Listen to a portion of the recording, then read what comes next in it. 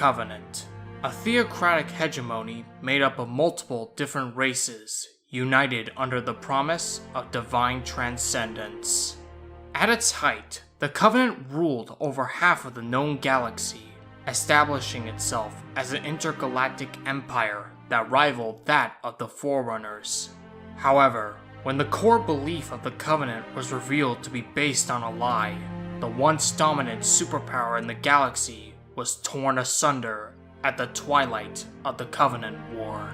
And following the ceasefire of 2552, many splinter states were founded, claiming to be the last ember of the old Covenant, ensuring its flame does not go out. But as many warlords rose to inherit what was left of the Covenant, it's hard to see them as anything but ashes of glory. And here, we'll be going over all of them. From peak to fall, makeup, and leadership, this is the Covenant Remnants.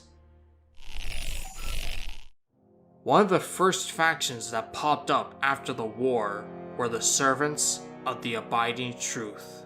First formed thousands of years ago as an ancient religious order of Sangheili monks who followed their species' pre-Covenant religious beliefs, the Servants re-emerged as an opposition movement against the Arbiter's views on worshipping the Forerunners. With the aid of the Office of Naval Intelligence, the Abiding Truth gathered enough weapons and equipment to begin a successful rebellion against Thelvadam, beginning the Sangheili Civil War known as the Blooding Years. But after the failed siege of Kolar, they were driven off Sanghelios to the former human colony of New Illini and established a new base of operations in a ruined city. The Servants were comprised mostly of Sangheili, but after their exodus, they hired a few Kigyar mercenaries and enthralled many Ungoi into their ranks. Although most within the Abiding Truth believed that the Covenant was false and betrayed them, they still felt that the Forerunners were still gods and demanded reverence and respect. This led to their opposition of the Arbiter and his followers. They were initially led by Avu Medtelgam, a former Covenant fieldmaster, until he was assassinated by his Oni allies. He was succeeded by his apprentice, Doral Imdama, the son of the Covenant leader Jul Imdama, now known as the Pale Blade. He currently leads the Abiding Truth in a campaign against the joint human Sangheili settlers on Onyx. Once a member of the Abiding Truth, the former Covenant shipmaster, Jul Imdama, opposed the Arbiter's peace treaty with humanity. During the events that followed, Imdama was abducted by humans and locked away on the shield world of Onyx. He eventually escaped through a Forerunner portal to Heshdoros, a Sangheili frontier world cut off from the other colonies a year before the Covenant fell. After hearing news of his wife's death amidst the Sangheili Civil War, he influenced the colonists and initiated his campaign to awaken the ancient Forerunner known as the Didact. He was therefore called the Hand of the Didact, and became the head of a new Covenant order. This would become one of the most powerful splinter groups in the post-war era, but after suffering through defeats and inner strifes, Jul's authority began dwindling considerably, until he was assassinated by members of Fireteam Osiris in late 2558, and his Covenant order fell shortly after. While not believing in the promise of the Great Journey, Jul's Covenant held a sort of reverence to the Didact, and later his wife, the Librarian. This led to an alliance with the former's Promethean army that endured for over a year, until they revolted against Imdama on the world of Kamchatka. Being the largest Covenant faction at the time, Jul's Covenant had been comprised of most of the old Covenant species, Sangheili, Letgolo, Kigyar, Ungoi, and even had a small amount of Yanmie in their forces. Majority within Imdama's covenant were either impressionable colonists or war veterans, the latter attaining high status within the new Covenant order, with the Zealots acting in the same spiritual role as the Sanshum once held. At its height, Jule's Covenant had a considerable armada at its disposal. This fleet was originally composed of old Covenant warships, with the CRS-class light cruisers forming the bulk of the Covenant flotilla, with some RCS-class armored cruisers acting as escorts, along with a few CCS-class battle cruisers, with the 2 CAS-class assault carriers within Jule's fleet, the Breath of Annihilation, and Jule's personal flagship, the Song of Retribution, acting as capital ships. But as of late 2558, the Covenant began relying on old Singhili warships, since many old Covenant warships fell over the years due to infighting or battling the humans.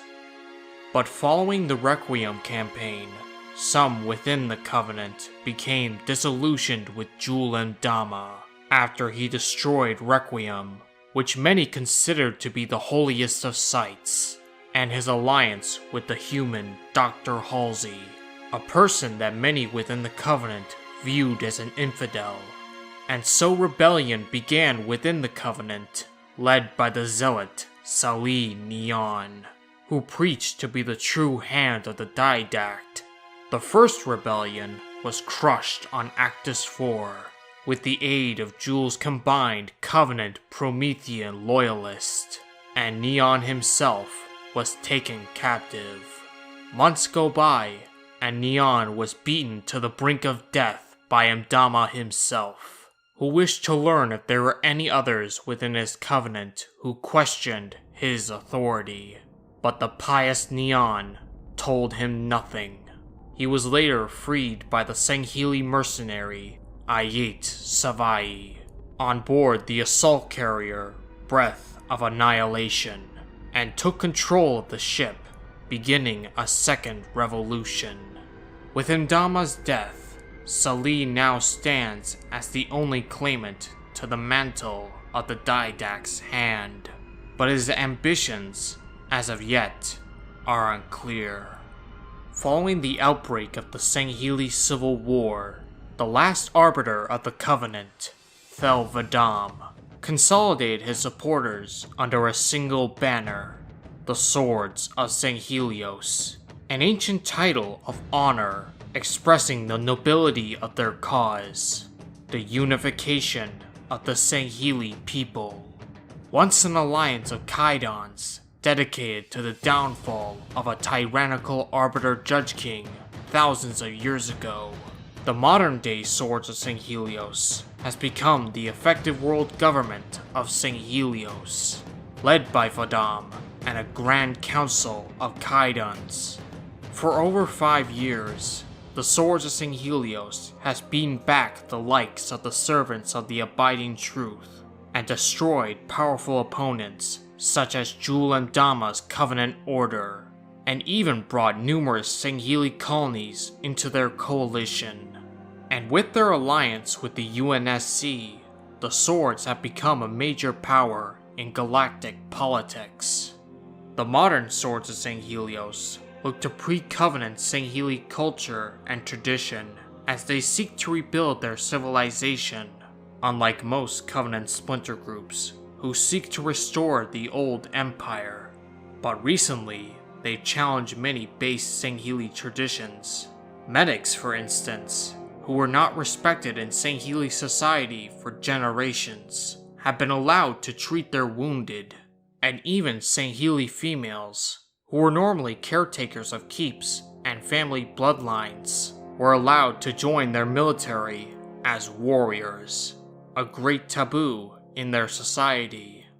While the Singhili are the dominant race within the Swords of Singhelios, it also includes other former Covenant races, mainly the Ungoi, as well as Kigyar and Legolo. As the Swords have forgone some of the Covenant's dogmatic, species-based hierarchy, The Sangheili aren't the only ones being placed in commanding roles, with even grunts being able to command over elites in combat. Being the recognized Sangheili government, the naval force of the Swords of St. Helios are composed of many of the old Covenant ships, from the small SDV corvettes to the impressive CAS-class assault carriers, the greatest of these ships being the Shadow of Intent, the flagship that partook in the final battle of the Covenant War that is now in pursuit of Sanshum war criminals. But like Imdama's Fallen Order, the Swords have turned to old, modified Sangheili warships to bolster their navy as they continue to battle against any would-be usurper who would seek to claim Sanghelios for their own. Founded not long after the end of the Covenant War, the Keepers of the One Freedom is one of the few Jirohanai-led Covenant cults in the wider galaxy. They're notable amongst the myriads of Covenant splinter groups for being one of the few to allow humans among their ranks. Consequently, this willingness to work with humans earned them a lot of allies within several anti-UEG elements on Gao and Venezia, and their rapid rise of power has earned them a lot of popularity within human outer colonies. Recently, they conspired with separatist elements in Gao's government to kick the UNSC off their planet in order to retrieve a Forerunner AI for the Great Journey. But the ringleader of the human separatists betrayed the Keepers in order to take control of Gao, and the faction vowed vengeance upon him. They were later framed for the assassination of a high-ranking UNSC admiral and the kidnapping of her family, and were thus targeted by Oni. The Keepers had a manpower consisted of hundreds, if not thousands, of soldiers of Jirohanai, Kigyar, and humans, and their allies on Venezia have ensured them a steady stream of supplies and weapons, allowing them to conduct anti-UNSC operations in large capacities. They're also known to use Jirohanai power armor, painted in blue and gold for the colors of the Keepers. They do have a naval presence, but the exact size of it is currently unclear. However, they do have a sizable flotilla, the Fleet of Glory, but alas, it was crippled during an investigation for the assassination of the UNSC Fleet Admiral. The Keepers are governed by a council of Dokabs, religious elders, who were once high-ranking Covenant officers. The only known Dokab we know thus far is Castor, a former army chieftain, who once served as a Bloodstar under the command of First Blade Tel Zatalai of the Silent Shadow. Like many Covenant splinter groups, the Keepers still revere the Forerunners as gods, but unlike most, they still believe in the promise of the Great Journey, and the humans who join them must pledge that fealty as well, and also oppose the heretical tyranny of the United Earth government. After losing his family during the fall of High Charity, one of the last Sanshum warrior prelates, named Tembetek, created a loyalist faction alongside the Minister of Preparation to seek vengeance upon the Sangheili. To that end, they discovered a prototype Halo ring and intended to use it against Sanghelios itself. So they attacked colony after colony to lure the Shadow of Intent so that the prelate can exact revenge upon its captain, Shipmaster Artos Vadum, who he blamed for destroying High Charity, with his family still within it. But upon learning how his family truly died, the prelate turned on his former allies and sacrificed himself to destroy the Halo ring and all upon it. During its brief time, this loyalist faction was made up of the primary member species that remained loyal to the Covenant against the ejected Sangheili during the Great Schism, most of whom were made up of Jirohanai and Yanmei. Being a small group, they only had one ship, the CRS-class light cruiser, the Spear of Light. They were briefly led by the former Minister of Preparation, Boru Anim, after the prelate's defection. But after the minister's death, the faction was left leaderless and was quickly disbanded. Within a year after the end of the Covenant War, a rogue Covenant fleet ignored the Ceasefire 2552 and attacked the human colony of Dratheus V under the leadership of the zealot Merg Vol. Early in the battle, this faction took control of Dratheus V's moon, which was in fact a Forerunner weapon used to make and unmake planets. They used this against the UNSC forces on Dratheus V, until the Spartan 4, Sarah Palmer, killed Merg Vol and deactivated the weapon. After his death, Merg Vol's forces were disbanded following the destabilization of Dratheus V, although his fellow clan member, Pargvol, survived the battle and would later become an associate of Julem Dama, until he was killed during the Requiem campaign. Much like the Fallen Covenant, the Sangheili served as the primary leadership caste within Vol's forces. The Ungoi still served as cannon fodder, and the Kigyar were deployed as snipers and light infantry. But unlike Julem Dama's Covenant, this group employed Jirohanai, with a few war chiefs supporting Merg Vol, albeit briefly. And the faction's fleet was a rather small flotilla for a post-war Covenant group. It was composed of only 5 battlecruisers and 4 assault carriers. These were likely destroyed with the rest of Vol's forces after the destabilization of Dratheus V.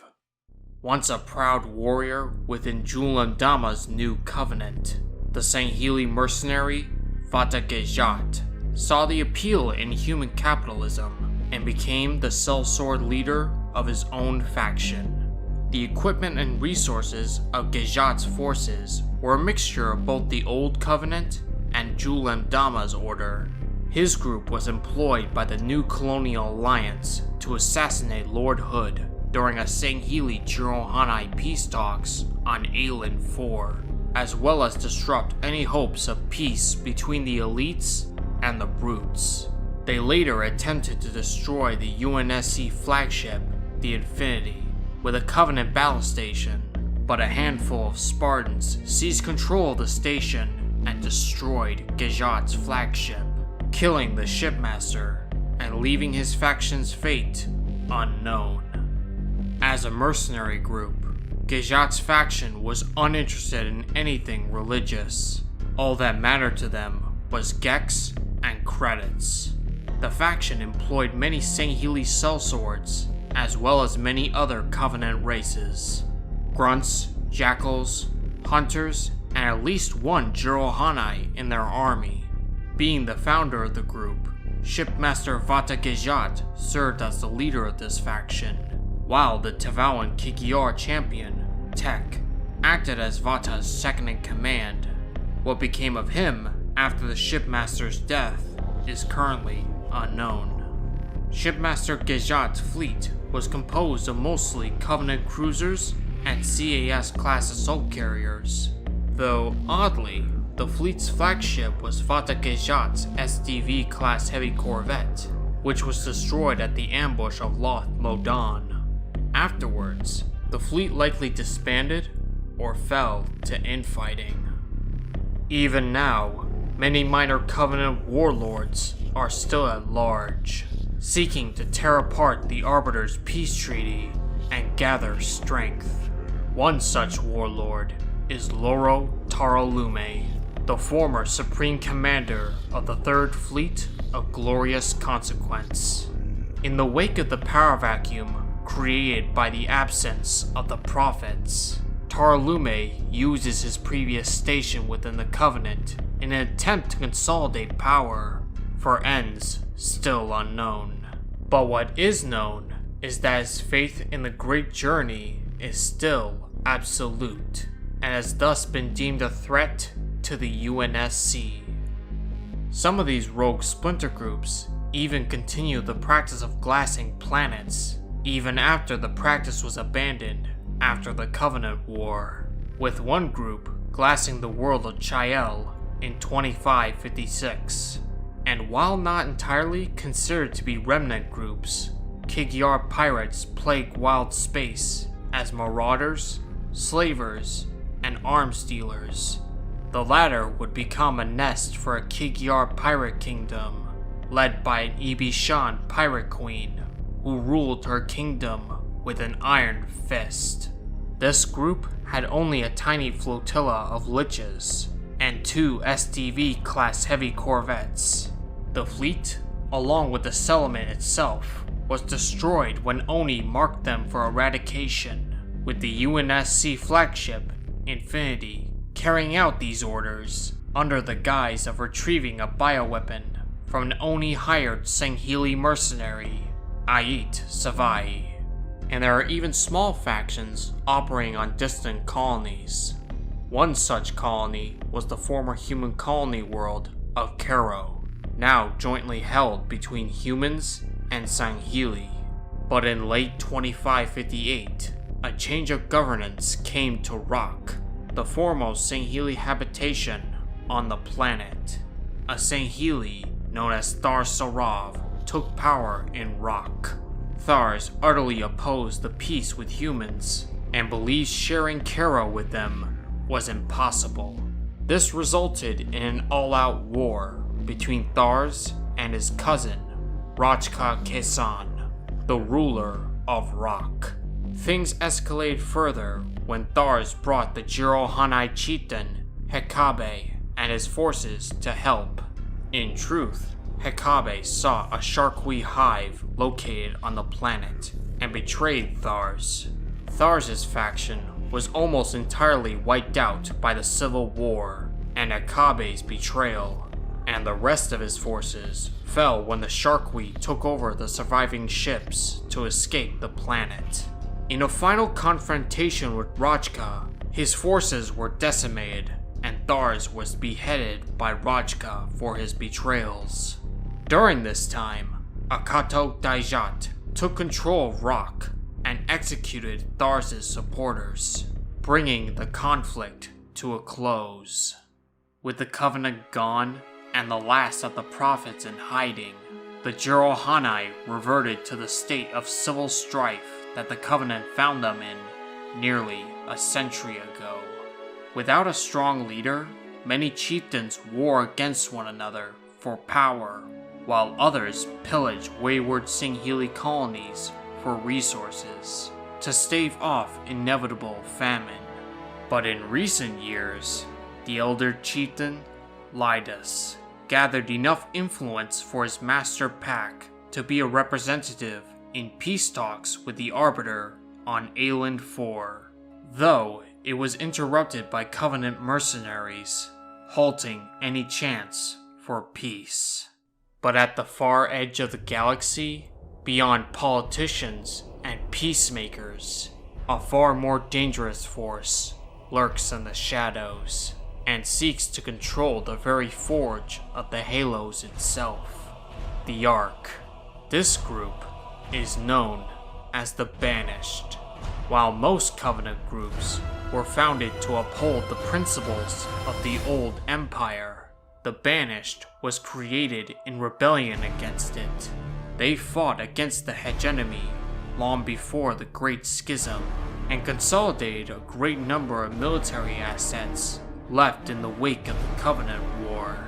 Made up of killers and mercenaries, the Banished is a military hierarchy led by Atriox, a cunning and shrewd war master. Their prevailing philosophy is one of ruthless pragmatism, with their operations focused solely on acquiring useful resources in the war machine. Their goals center around increasing their power through raids and conquests. They now battle against the forces of the long-lost Spirit of Fire for control of the Ark. However, banished chieftains have spread their influence throughout brute colonies and even into criminal human elements. Even now, brutes all over Doisak are rallying to the standard of Atriox and the Banished. The power structure of the Banished is determined by might and cunning. As the undisputed leader of the Banished, Atriox is a fearsome warrior who rose to power through his charismatic personality and talent for shrewd strategic planning honed during the Covenant War. His word is law among the Banished, and those who defy his orders have their skulls beneath his mace. Decimus, as a brutal war chieftain, served as Atriox's chief lieutenant until his death in 2559. His brutality and savagery served him well as Atriox's second-in-command, even when he atoned a towering mech to lead the banished forces in battle. While the leader of the Sangheli mercenaries, led Valir, once commanded the CAS-class assault carrier Enduring Conviction, until it was destroyed by a swarm of sentinels during the Second Battle of the Ark. The full size of the banished flotilla is currently unknown, but a few ships, corvettes, and cruisers were in service to Atriox. The corvette, Elegy's Lament, once served as Atriox's personal flagship until he acquired the mightiest within the banished fleet, the assault carrier Enduring Conviction, which brought the banished forces to the Ark until it was destroyed by a swarm of sentinels. Warlike and violent, the brutes were the first banished and formed the bulk of Atriox's war machine. However, the Banished was a multi-species alliance bound by the will of Atriox and a hunger for power and profit. In theory, all who aided in Atriox's ambitions and bent the knee were welcome, from humans to hunters. But their violent tendencies make it hard for recruitment, and so Ungoi were drafted from former Covenant breeding colonies or taken from raids. And Sangheli mercenaries, led by the pragmatic shipmaster, led Valir, are paid in resources to aid in the interclan wars back on Sanghelios. In the end, all who did not bend to the will of Atriox were crushed under heel, and all would be taken by them for one purpose: complete domination of the galaxy. Yet while mighty, the Banished aren't immune to inner strife. Even now, as Atriox wages a campaign for the Ark, a grunt uprising begins behind the Banished lines, led by the Ungoi known only as Yap Yap the Destroyer. Atop the throne of woe, Yap Yap leads his rebellion against the Banished in favor of locating the fabled gold methane hydrate mines of Saboteur, hidden somewhere on the Ark. Throughout the rebellion, the Throne of Woe somehow communicates with him, telling Yap Yap that the Ark belongs to the Ungoi. But Yap Yap manages to lose more Ungoi in battle than were even carried to the Ark in the first place. However, for some reason, the throne would produce more reinforcements for Yap Yap after he argued with and kicked it. These being towering goblin mechs, crushing the strongest of foes. Methane wagons that emits clouds of infusion-enriched methane that enhances the aggression of brave grunts in battle. And even brute riders, grunts who lord over tamed Jirohanai captured in battle, who lacked much common sense. With these reinforcements, the Destroyer will free all Ungoi from their Covenant overlords and conquer the galaxy in the name of Yap Yap.